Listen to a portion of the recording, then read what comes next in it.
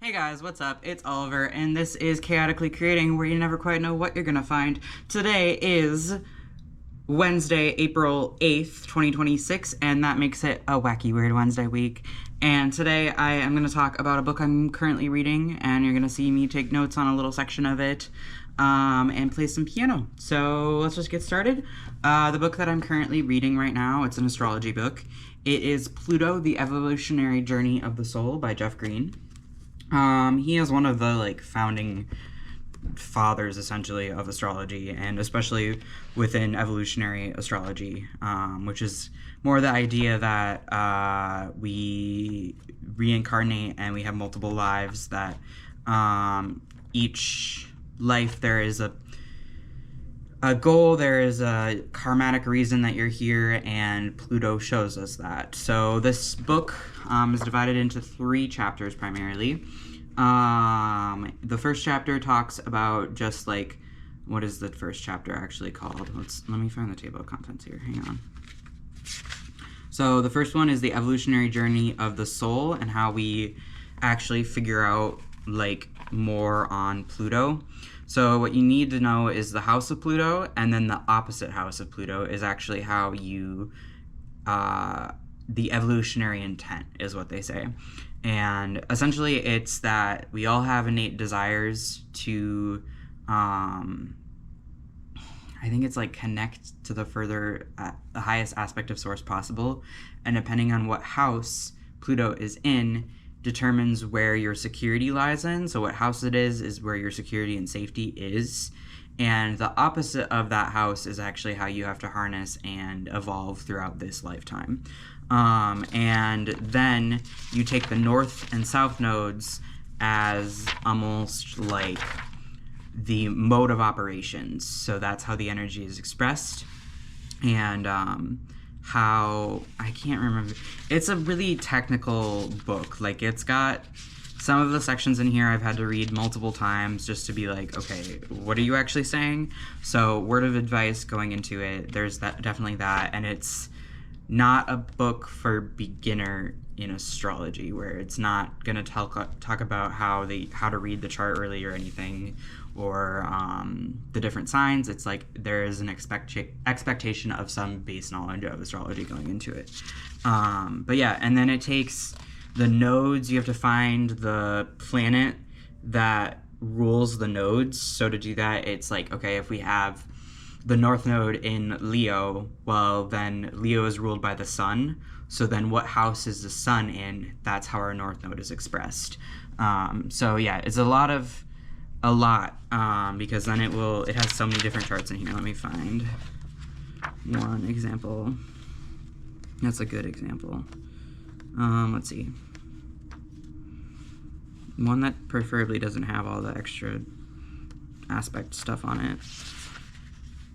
Yeah, so that's the first chart. Here it is. This is a good example. So we have Pluto here. That's the node. Nope, that's Pluto. So Pluto's in Leo here. Opposite house would make it the 3rd house.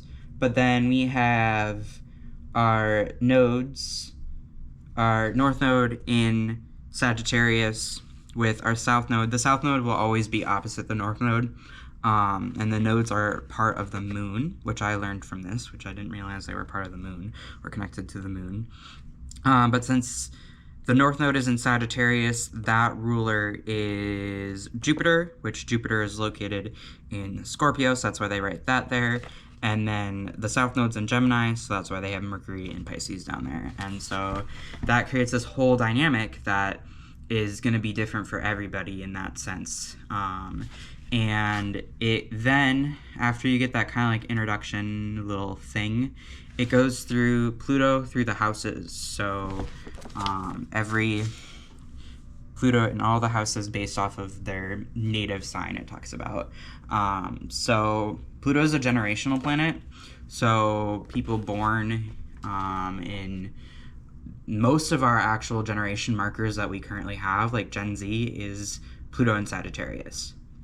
That's my current generation or my generation.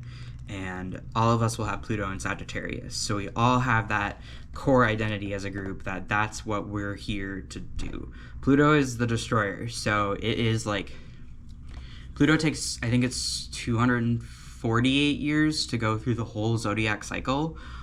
So none of us, at least in this current stage of life, will make it that far. I really don't want to live 248 years in one lifetime. That sounds horrible. But yeah, so none of us will actually have that Pluto like return. So when it does move signs, it's huge. Right now we're in the age of Aquarius. Aquarius is very concerned of humanity as a whole, and it's like the innovative one. It is ruled by Uranus, I think. Yeah, because Pisces is Neptune, and Uranus is like the rebellion one, the one that like ignites change. I think it's associated with technology. Now I'm like judging all of my knowledge. But what did I write for Pluto here? Let's see.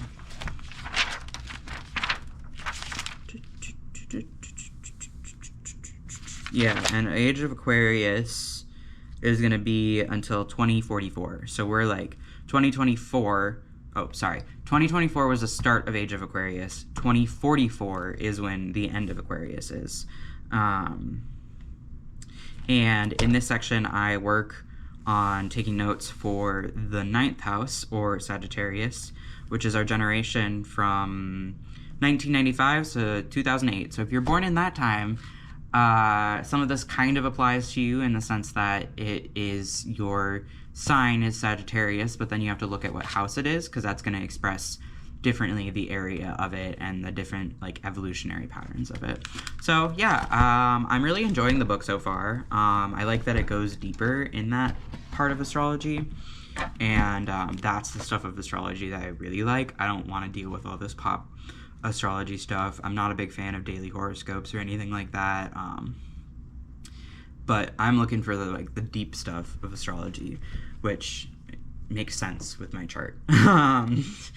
It confirms there's a lot of 8th house stuff I have going on, which is a lot to do with transformation, the dark stuff, the hidden knowledge, the stuff that we don't really want to talk about. And so, it makes sense that I want to go into that deeper level of it. But yeah, let's see. I'm going to take some notes. What else do I want to talk about? I'm been doing about 20 pages a day, just because this is since it's a little bit denser, it definitely is harder to take notes on, just because I have to reread some of the stuff. And yeah, this is actually volume 1. There's another volume. This man's written a ton of stuff. Let's see, Jeff Green, Pluto. There is volume 2, which and he also has a school of evolutionary astrology. Let's see, let's look at this, because this actually will say a lot more. Can I get this link, please? Okay. Where does it say the rest of it? Pluto and is this the second one?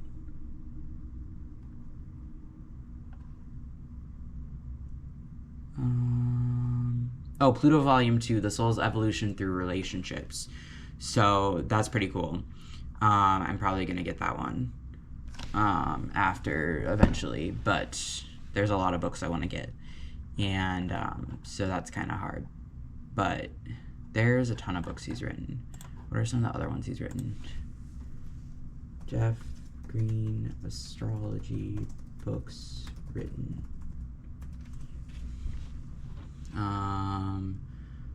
It's 13 books on Goodreads. Understanding karmic complexities. That's cool. Uranus, freedom from the known. Ooh, I might get that one soon. Essays on evolutionary astrology, medical astrology, Pluto and your karmic evolutionary astrology, Pluto and your karmic mission. Oh, that's by Deva Green. Why is that listed? Oh, the evolutionary medical astrology is by Linda Johnson. I don't know why not all of these are by him. Neptune, Whispers from Eternity. Ooh, I might get his Neptune and Uranus books soon, because those are also generational planets. They are a little bit faster moving. I can't remember how long they take, but I think Neptune is slightly longer than Uranus. I could probably look it up. Let's see. I have it in my notes for sure.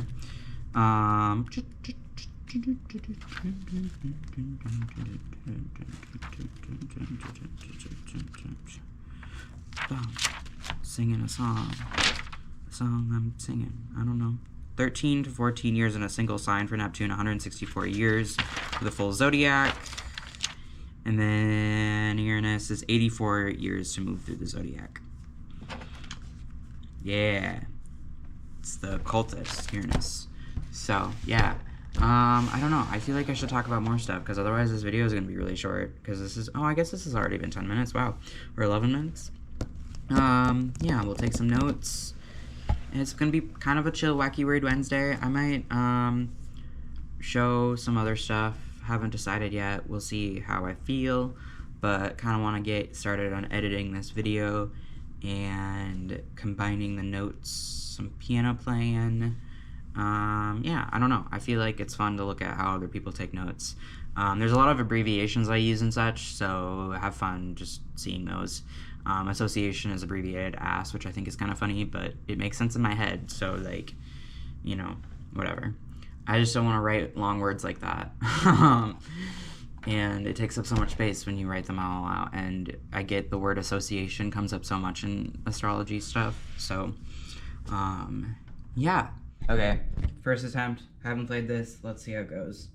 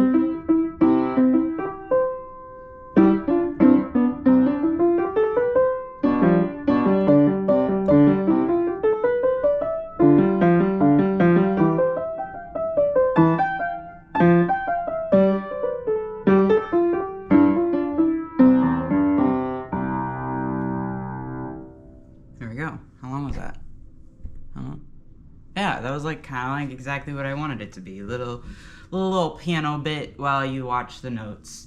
So yeah, that piece, I started learning it in 8th grade. So I was about 13. I'm 23 now, so I was about 10 years ago. I had that beginning, that part like memorized forever. And I just recently decided to pick it back up again and fully learn the first full movement.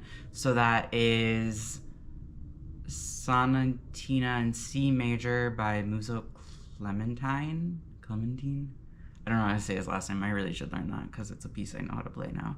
But yeah, That was that. Let's get back to the rest of the video. What books are you guys reading right now? Any good books that you got going on? Put them in the comments. Put the recommendations. It can be anything. I don't care. It doesn't have to be just astrology. But if you do have good astrology books that are beyond just the beginner aspect, or even ones that are beginner aspect more, but like are just like so good in the way they describe it, let me know, because I might check them out at the library. One I just read was there's a video on my channel too about it, The Stars Within You, a modern guide. I highly recommend this one. It's got great like the whole like lists and stuff in there that just describe all of the different associations with each of the signs. It goes into the aspects even, and yeah, let me know your thoughts there in the comments, because I'd love to hear them. So yeah, I'm gonna stop here. I'll say the little end thing just because I don't know what will happen, but as always, stay chaotic, stay creative, and I love you guys.